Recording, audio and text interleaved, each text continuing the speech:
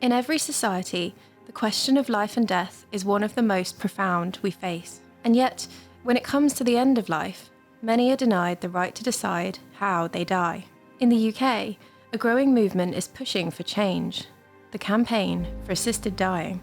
But what does assisted dying mean, and why is it so controversial? That's the truth. It's No, a death cult. I don't see it like that. Phoned me up and said, I can't take another night like last night, I'm going to shoot myself, so goodbye. And that was it. The disabled community is sometimes put out there as the kind of front for what really are other people who are hiding behind religious arguments. For some, it's a question of compassion, autonomy, and the right to choose. For others, it raises deep ethical and moral concerns about the sanctity of life and the potential for abuse. People are suffering, and this isn't the way to address that because it will put the most vulnerable at risk. In 2015, the topic was debated strongly in Parliament. And he was dying for 5 years. And I saw when life changed to being a burden. And therefore this bill should not be ended here in this chamber today. We must be honest with the people and have that full and frank debate. We are concerned the most profound issue that we could debate whether or not to legalise someone assisting another person taking their lives. I, along with all colleagues, want to assist people to live.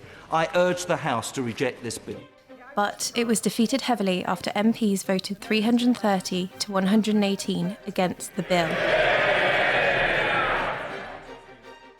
Present and voting in favour was a fresher-faced MP, Sir Keir Starmer.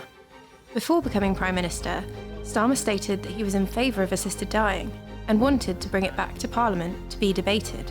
I personally think the law should be changed. There will be people equally passionate with powerful points to make about why it shouldn't be. The then opposition leader heard from Dame Esther Rantzen, who has terminal lung cancer and has been a leading figure in campaigning for assisted dying in the UK. I am definitely running out of time, so people in my situation need that clarity, that reform of the law. At the moment, it's a cruel mess. The Daily Express Give Us Our Last Rights crusade calls for assisted dying to be legalised for terminally ill adults who have less than 6 months to live. And our petition, that reached over 200,000 signatures, was handed to Number 10 under the previous government led by Rishi Sunak. Present there was Esther's daughter, Rebecca Wilcox. To know that her future has a dignified, pay-free end. It's huge. I know I keep saying the word huge, but it's just so massive that it's beyond words. Like Esther and Rebecca, we spoke to those living at the forefront of this debate, those who have had to make life-altering decisions because of the law. It was completely against the law to help him, and without me, he couldn't have done it. And those who hope legislation will change in time to provide them dignity at the end of life. Knowing that you can put a stop to it at a certain stage is really important. But I'm fearful of a bad death. Polls have shown that around 75% of the population support assisted dying. But opposition voices are loud and rightfully need to be heard. I just don't feel reassured because they want what they want, and what they want is to legalise assisted suicide. The topic has now been brought to Parliament again to be debated and voted on. The future for dignity and death for many terminally ill people across the country will be in the hands of our elected officials. Maybe we'll get somewhere with this at last.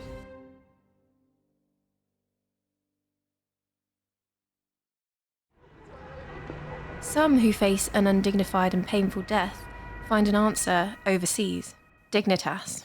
Between 2009 until the end of 2023, 464 Brits have ended their lives with assistance at Dignitas, the Swiss suicide clinic.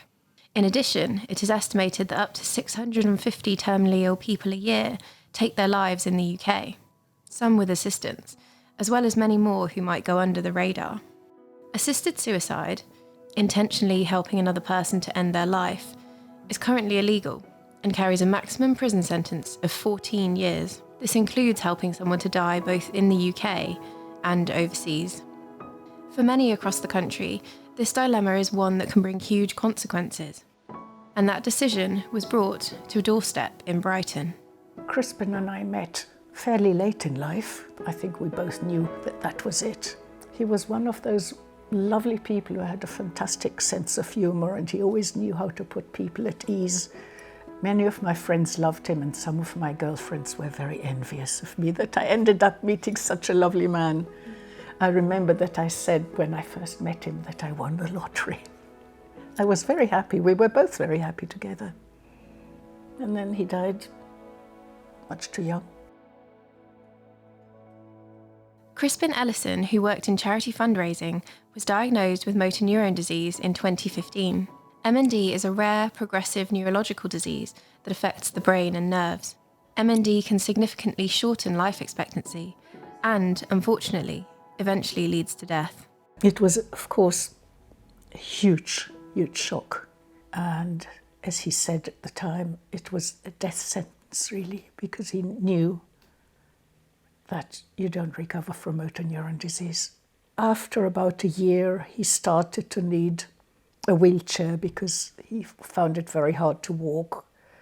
And over time, his legs became completely paralyzed. And really, in the last year, he became very, very helpless. His arms, he could barely move one finger. He couldn't turn in bed. He couldn't scratch his nose. He certainly couldn't hold a pen in his hand to write. He started to feel that he's really losing his independence. And then the thought came that he really didn't want to live like that. It was not an easy decision. He was not a man who would have ever contemplated suicide. And it was, of course, a very difficult process altogether. And we knew that it was completely against the law to help him. And without me, he couldn't have done it. 4 years after his diagnosis, Ilana travelled with her husband Crispin from their home in Brighton to Dignitas in Switzerland. They kept the trip in August 2019 secret from all but a few close friends, meaning Crispin was unable to say many goodbyes. We went to Dignitas and he said goodbye to everybody and thanked us all, and he thanked me for the most wonderful years in his life and told me he loved me. And it was very sad, but it was calm and dignified, and he didn't suffer. His family and friends were around him. I held his hand, and he went peacefully, which is what he wanted, and he didn't suffer anymore. Crispin had to stay there, and he was cremated in Switzerland. We returned to England that same night with an empty wheelchair and an empty space on the plane. Did you ever worry about a police investigation in the UK when you came back? I worried about it much more before it happened, because it could have stopped our journey. I think it was the most difficult and stressful time in my life I've ever experienced. To organize something like that, towards the end, I wasn't able to eat and I wasn't able to sleep, and I was very, very stressed. I wasn't really afraid for myself. And in fact, people now say to me, you know, it's illegal, aren't you afraid that you're talking in public? And I said, not in the least. How do you think things would have been different for you as a family if Crispin had been able to access assisted dying here? Oh, very different. First of all, he could have probably lived another few months because he had to be fit enough to travel, and he could have been there a few months longer. And we would have probably been able to enjoy our life together rather than have this terrible stress at the last weeks and months of our life. And he could have died in his own bed, possibly surrounded by friends. It would have been very different. And I very much hope that the law will change, so if ever I need that, I can die in peace in my own bed and not have to travel far away somewhere in secret. I think it takes a great deal of courage and determination to clear-headedly decide that you want to die. And it was only the least worst alternative in his life. Like Crispin, Phil Newby was diagnosed with motor neuron disease 9 years ago. What would you say about your life people watching at home might not understand or know? Two things. I think one is that it's about that disability and illness. I'm obviously disabled, but I'm also ill. So I guess the feeling, what it feels like from the inside, is being in the wheelchair with bad breathing and a lot of paralysis, but also having the flu. I guess that's kind of, that's what this feels like.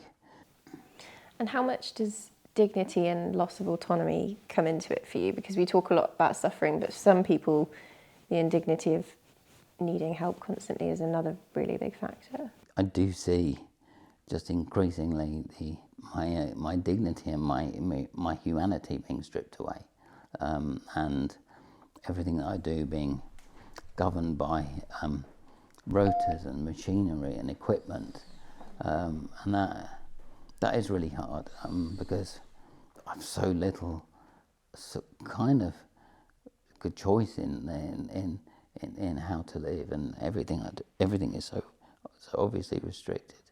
And amazingly, I can still talk, yeah. And if that goes, which there's a high chance of, that will be really hard. Phil, who lives in Rutland in the East Midlands with wife Charlotte and their daughters, Jess and Sasha, began campaigning after living with MND for 5 years, when he faced an agonising decision as his muscle function declined. My ability is becoming increasingly disabled, and I sort of realised as winter approached in 2019 that I was running out of options, that if I wanted to have any control over my life, what I mean is my death, that I'd have to do something myself. I thought that this was a time that I would have to commit suicide, and if I missed that window, I would just have to go wherever the disease took me. And I was really crossed by that, just because it was an agonising sort of personal decision, and one that maybe I sort of bottled and perhaps shouldn't have done. And I was lying there thinking that it's just not a civilised thing to do and shouldn't be part of a civilised country, that I was in this position, and that took me and us to the next stage, which was challenging the law in the High Court. Phil has previously requested a judicial review to determine whether the UK's ban on assisted dying was compatible with his human rights. But his case was rejected by the High Court and Court of Appeal. Phil does not know if he would ultimately choose to end his life if assisted dying were permitted, but it would act as an insurance policy if his suffering became unbearable. If assisted dying were legal in the UK, what difference would that make to you and your family? I think it will make no difference for me because it wouldn't come in time. But I think the difference it could have made is that, as much as anything, it's an insurance policy. That if things get too bad and too rough and unbearable, they can choose to end their lives. There's an awful lot of fear. I think that anyone will know in illness, in grave illness, knowing that you can put a stop to it at a certain stage is really important. But I'm fearful of a bad death. And I suppose that defining exactly what we mean when we talk about legalising assisted dying would take away some of the arguments against at the moment that wouldn't really apply. The law in this country that people want to bring in is for terminally people at the end of their lives, adults who are mentally competent. It's no wider than that. And the argument keeps getting dragged back into euthanasia that happens in the Netherlands, or that kind of thing. And we need to look at actually what's being proposed and work out how it will work here, and then people can make a decent decision about whether they want it or not. I actually think we're well set up. Our medical system, our legal system and our law enforcement, it will be ready for this and will be able to cope. But knowing where the gaps and challenges are is important, and seeing them in front of the event so we can craft a good law. That has to be done now. Life did not only change for Phil when he was diagnosed. Over the past decade, his family have been through it with him. It's a journey that has seen his daughter Sasha grow from a child to a woman. So I was about year 6, year 7, something like that. So I was, 11? So I didn't really know a lot that was going on, and you never really told me about the day you were diagnosed. It's because you were little and because it is such a painful memory for us. You go inside yourself, and then we just had to pull ourselves back together, and we had to sort of carry on. Just as we came over our own, overcame our own shell shock, and that took probably a few days. I remember phoning Grandma, my mum, and that was awful. That was terrible, and yeah, and then we told you a kind of a heinous lie. It was a white lie, but that I had been diagnosed with something nasty, and for you not to worry, because I'd still be there as you grow up.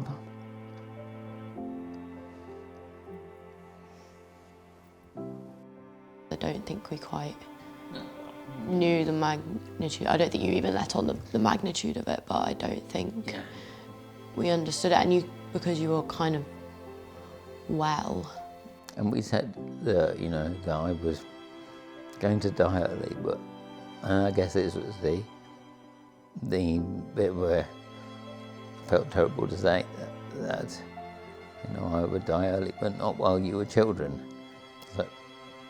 So, I guess for a kid, that's right, isn't it? Because childhood goes on forever. And you see your parents as indestructible. You don't really, I don't know, you don't see your life without them. So I don't think if you say, oh, you'll be fine through childhood, I guess you'll be fine, you know? Really what the doctor said was, you now need to go home and put your affairs in order. That's the kind of thing you never think you'll hear. Yeah, it was hard.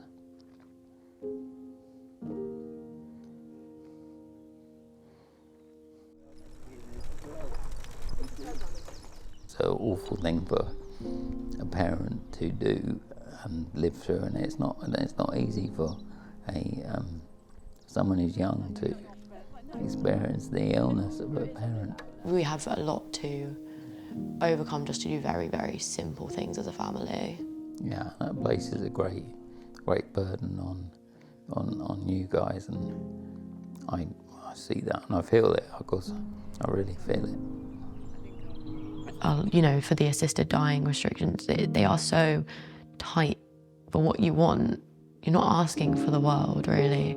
You're just asking for a very small thing in the whole scheme of things, and that is just to be dignified and to end suffering. And I don't see why anyone would disagree with wanting to end suffering. One day you might have to be put in that situation, and if you are, you want to know that there is a choice. You don't have to do it, but it's good to know that there is that safety net of a choice if you do unfortunately get put in a situation like you, really. Yeah. No offence. Yeah, and as your mum often says, this is about shortening death. It's not about taking away life. It's about shortening unpleasant deaths.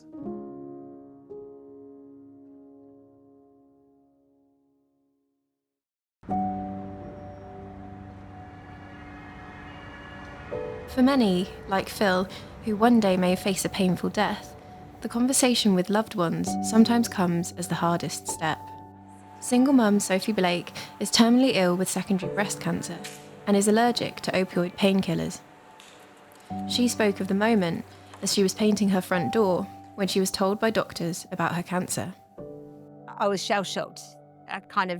It didn't feel like that call was real, because obviously you get that news and your life is turned upside down in that split second. And when you're not prepared for it and you've been told that there's nothing to worry about and you get that call, it kind of didn't seem comprehensible. 'Cause I was thinking, but I'm painting my front door. So I said to him on the phone, so how long? And he said 3 years. So I just thought, right, okay, I just have to plan for the best and hope that that's how it all works out, but prepare for worst case scenarios. And so that's basically kind of where I went from there. How did you become involved with campaigning for assisted dying? I'd always believed that people should have the right to choose to not suffer at the end. We have a lot of stage 4 cancer in my family. And of course, I do feel incredibly passionate about it because I might not need to use assisted dying, but the comfort it would give me whilst I'm living with terminal cancer, to know that I would have that choice at the end, would be huge. Because nobody knows what's going to happen. I don't know when my scans might suddenly show that I have progression, that it's no longer sleeping. I don't know how the end will be, but I know that I don't want to suffer and I shouldn't have to. Sophie's campaigning is driven by fears that her daughter, Maya, may be left with traumatic memories if she suffers a bad death. Maya was only 15 when Sophie broke the news about her cancer diagnosis. That conversation is the worst one I've had in my entire life. Because how do you say to a 15-year-old that you've got stage 4 cancer? You don't forget, because I saw her face change and I've given her life-changing information. And knowing that you're going to tell her that, for me to tell my daughter that, I can't, it was unbearable. The pain inside and the heartbreak of knowing how I was going to just crush her, because obviously it's the two of us and I'm taking all that away from her future and what we plan to do together, and me being there for her for absolutely everything and supporting her. And how hopeful are you that the law will change within your lifetime? I would really hope that by the end of next year, 2026, that we would have a law in place. I can't say if I'll be here then. I plan to be. I think that we're in the right direction now, and I think things will move quite quickly after this second reading. The topic of assisted dying has always caused division, and this was evident in April outside Parliament. We're here in Westminster today, outside the Houses of Parliament, where demonstrations are taking place ahead of a debate on assisted dying, which is going to be beginning in a few hours. That debate was secured by a Daily Express petition backed by Dame Esther Ranson and Dignity in Dying, and it's the first time in almost 2 years that assisted dying is going to be debated like this. Some of Dignity in Dying's supporters are here today wearing pink, showing their support. There are also a few protesters here who oppose assisted dying, so very much views from across the spectrum on display in Westminster. When we will have a vote, and we do need to win that. So let's look today. I think today is going to be the last opportunity to hold your MP to account on whether they support safeguarded, compassionate choice at the end of life, or whether they're going to cling on to an unsafe, cruel, outdated law that protects nobody. And this isn't about ideology, this is of slogans, this is about helping people who are dying in pain. And we all want to live as good a life as possible. Why shouldn't we have as good a death as possible? At the end of 2015, my mum, who had suffered with MS since she was in her early 20s and had breast cancer that came back as another type of cancer that wasn't going to be as easily treatable, made the decision at the end of 2015 that in 2016 she wanted to go and have an assisted dying. And so I supported her through the full journey of taking her to Switzerland. If she was making that at home, we could have had more time together. It would have been the perfect death, because family, loved ones, her cat, that's all she wanted was a cat with her. But being in Switzerland, we couldn't do any of that. So it was very singular, very lonely, very scary. I respect those who believe that it would be a mortal sin to choose an assisted death, who believe that God's will should trump human agency. But I do not respect those who would impose such beliefs on the rest of us. I'm brought here today by the fact that my younger brother, Nicholas, who was diagnosed just over a year ago with motor neuron disease, wanted to have the right to an assisted death wanted me to put my head above the parapet, if you like, and to talk about it and why I believe it and why he believed in it. And my urge to do that was strongly reinforced by what I saw him go through as his body withered around his brain and his mind. I just think that the time has come for those many, many people, a lot of whom are gathered here, who have similar situations in their own lives, which is probably why most of them are here, that they and all those who come after them should know that the law will change, and I think it will.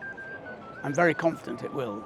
During our conversation with Jonathan, the divide in opinions between the two groups that were present became obvious. Those will be part of the debate, and I believe that at the end of that process... Cult, then. You and your friend Esther Rancid, is it? Support a death cult. I'm sorry, I don't see it like that. I don't see it like that. But that's the truth. It's No. a death cult. I quite like life myself, and my brother who died very recently. Is that it? It hurts, and then it's like, oh, end it now, end it now. No, I've supported this long before it affected me. For 30 years, I've supported the right. But Right, I try not to... Right. God gave you free will. You've always had that. I try not to speak in any aggressive way, and I won't to you, but I am having a conversation with someone, so do forgive me. Sorry, we're in the middle of a Why are you promoting this death cult? Have you spoken to anybody else from this group? Well, we're very clear about our campaign. Strong views on both sides. Yeah, but you don't advance a view by talking about death cults. Anyway, not to worry about that. The opposition demonstration also made their voices heard. I'm here today because I strongly believe that assisted suicide is not the option. I really am concerned that it's going to put vulnerable, elderly, disabled people that are depressed or under pressure from others. It's a huge issue in the UK for the elderly. Then what's going to stop that person thinking I need to end my life because no one wants me here anymore, I feel like a burden, rather than actually supporting that person? I think we need to look at the wider picture here and supporting the people that vote the government in, because there are people out there that are actually genuinely vulnerable.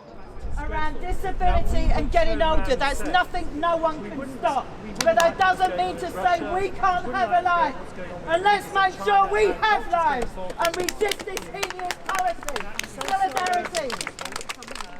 And this whole demonstration is to stop any kind of legislation from coming to legalize what is essentially killing. It's killing, and we need to actually be plain in what we're saying. One of the speakers was actress Liz Carr, who has been a vocal campaigner against what she calls assisted suicide. For so long, opposition's been marginalised as being religious and discredited for that reason, really.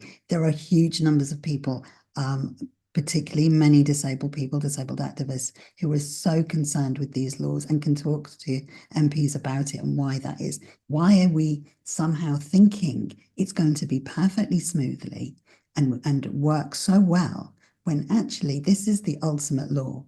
It's about killing somebody or assisting somebody to die. It should have the highest standards, not be rushed through because Starmer made a promise to somebody, and not rushed through because this is what he wants. This is a major country-defining moment, and it needs at least a commission, like a royal commission, like the Warnock Commission, and that's at the very least. So this is not the time to be swayed simply by words like compassion, dignity, and choice. They're easy to fall in love with those words and be seduced by. This is about real hard facts, figures, evidence, people's lives. Can we deliver on that safely? Can we safeguard lives? And are disabled, older and ill people going to be safe and protected with a change in the law? I don't think so, no. We've come today to the Officers of Dignity in Dying, which is the UK's leading campaign group trying to change the law on assisted dying. And we're going to have a chat with Sarah Wootton, who's been on the front lines of this campaign for over a decade. How would you say it's changed in recent years? It's really sort of taken off lately. How would you describe the progress that's been made? Well, I think we're at the peak of the movement to date, really, because there is legislation being discussed in all parts of the British Isles. So this is such an important cause, and it's a cause that is succeeding worldwide. So 300 million people now have access to choice at the end of their life, and I think Britain should too. And I thought we could talk a bit about some of the arguments against assisted dying that are used by opponents. And one of them is the slippery slope idea that if we legalise assisted dying for terminally ill people with this very narrow eligibility, that it would eventually inevitably be widened. What do you make of that? So the Health Select Committee inquiry took 14 months worth of evidence and looked at these issues really carefully, and they were absolutely categorically clear that laws overseas that start with terminal illness do not change away from terminal illness. They actually remain as dying people having the choice on how to control what is otherwise a horrible death to them. The broader laws that are based on unbearable suffering, there's nothing wrong with those laws. They are much safer than the status quo, but they are naturally broader. So the unbearable suffering criterion will, over time, mean that anybody who is suffering unbearably can, by definition, apply for that. At the end of the day, having an assisted dying in law is insurance against a bad death. That's why people want it to be there. Hardly anybody would go on to use it, so less than 1% of deaths in the States are assisted. But the vast majority of people take great comfort from knowing it's there, even if they never go on to use it. And what about the argument around palliative care, that palliative care isn't good enough in this country, and that would mean that some people might choose assisted dying simply because they can't access good quality care? I think that the evidence, again, that was highlighted in the Health Select Committee inquiry, and we know to be true, is that legalising assisted dying actually amplifies the impact of palliative care. It allows open conversations, but it's also attracted huge funding for palliative care. I think assisted dying is part of the palliative care physicians' toolkit, because palliative care cannot help everybody. So it's it's absolutely right. And palliative care physicians acknowledge that themselves now, that some people, when they die, are beyond the reach of even the best hospice and palliative care.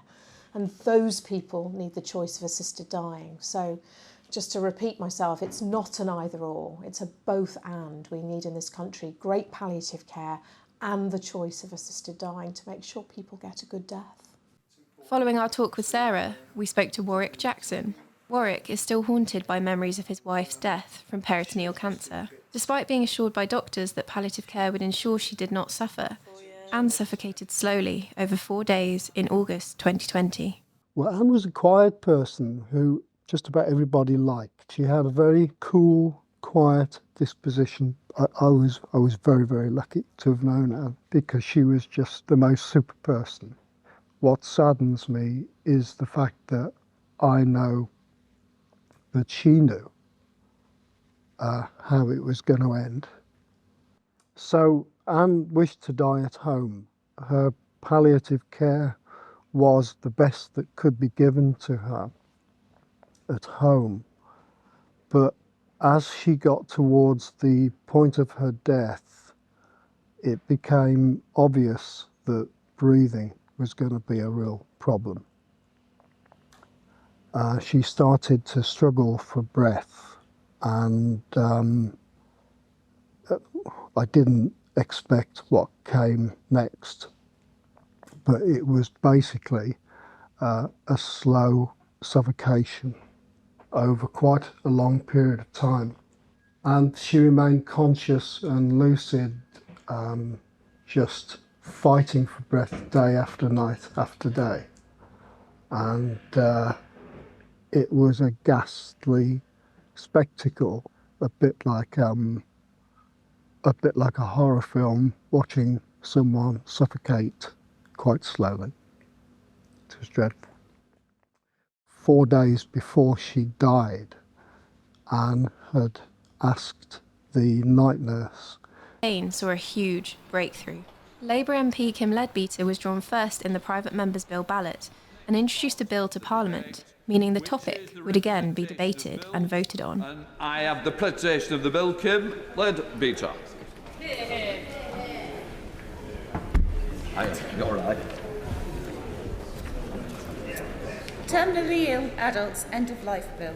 Second reading what day? Friday the 29th of November. Friday the 29th of November. The proposal says that anyone requesting an assisted death must be assessed by 2 independent doctors and, where necessary, undergo an assessment of mental capacity. The application must then go before a High Court judge who should hear from at least one of the doctors and may question the patient or anybody else they consider appropriate. At least 7 days must elapse between the 2 doctors' assessments and a further 14 days after the judge has made a ruling, unless the patient's death is imminent. Applicants found eligible will also have to self-administer the life-ending medication. We're here outside Parliament today where Dignity in Dying campaigners are celebrating a day that's been almost a decade in the making, and that's the introduction of a new bill that will aim to legalise assisted dying for terminally ill people who are nearing the end of life. So that bill's been introduced by Kim Leadbeater, the Labour MP, and today everyone's here to share their stories, speak with Kim and just celebrate this moment that has been a long time in the making. It's nearly 10 years since there was a vote in Parliament on this issue. And what I've learned, certainly in the last few months, is that the law as it stands is not fit for purpose. We've got people who are terminally ill, who are taking their own lives under horrible circumstances. People who feel they've got no other choice than to go to another country to have the kind of death that they would want, often at huge expense, thousands and thousands of pounds, often going alone because their families can be implicated in that process, and often doing it prematurely, so doing it before they need to, so missing out on precious weeks and months of life. And we've also got people who are experiencing really harrowing deaths because no matter how good palliative care is, and there is a conversation to be had about the importance of palliative care, but for some people, maybe they're allergic to drugs, maybe they just want the choice of not going through a longer death, but people are dying in really horrible circumstances. So for me, this is about choice. And it's time that the law changed and that Parliament caught up with where the public mood is on this issue. And this isn't a party political issue. It's not about left and right or Conservative or Labour.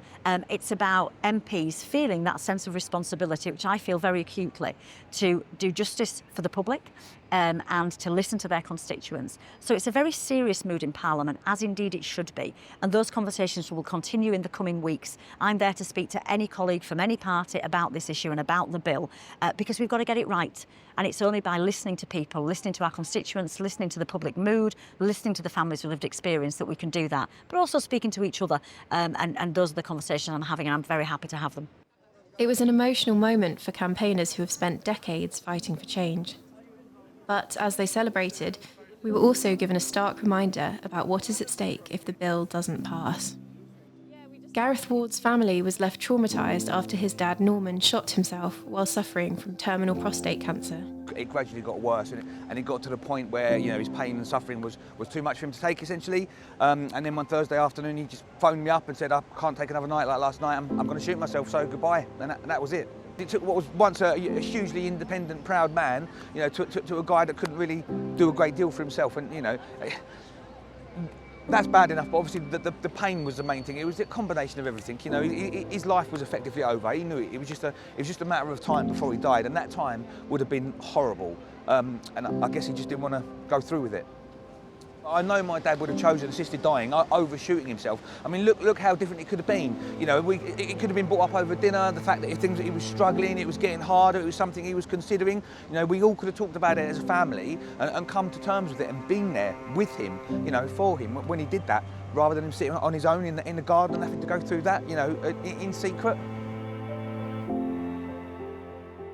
These heartbreaking stories are just a snapshot of the immense suffering caused by the UK's ban on assisted dying.